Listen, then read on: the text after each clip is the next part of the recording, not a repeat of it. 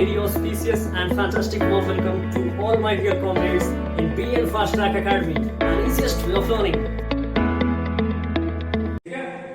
Next question है हमारा, which of the following does not belong to the same homologous series? इसमें से बताना है कि कौन सा ऐसा ऑप्शन है जो homologous series को फॉलो नहीं करता है। सबसे पहले हम समझते हैं homologous series क्या है।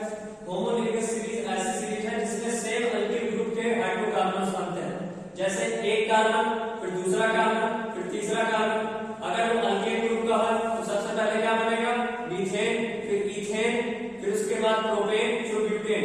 अगर इसमें देखें तो सबसे पहला जो हमारा CH4 ये क्या है, मीथेन। अगर ये मीथेन है यानी अल्केन ग्रुप है तो दूसरा क्या होगा, इथेन होना चाहिए। तो दूसरा क्या है, C2H6 ये भी क्या है हमारा, इथेन।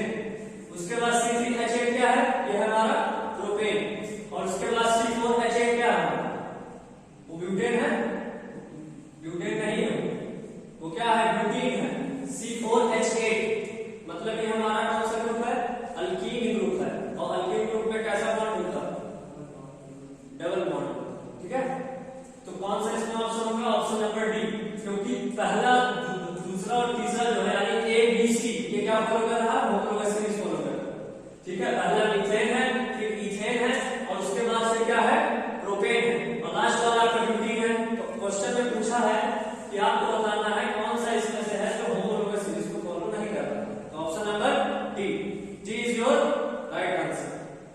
आगे चलते हैं, इसमें से आपको बताना है identify the gas in the following experiment. इसमें से आपको बताना है, आइडेंटिफाई करना है कौन सी गैस का एवोल्यूशन हो रहा था।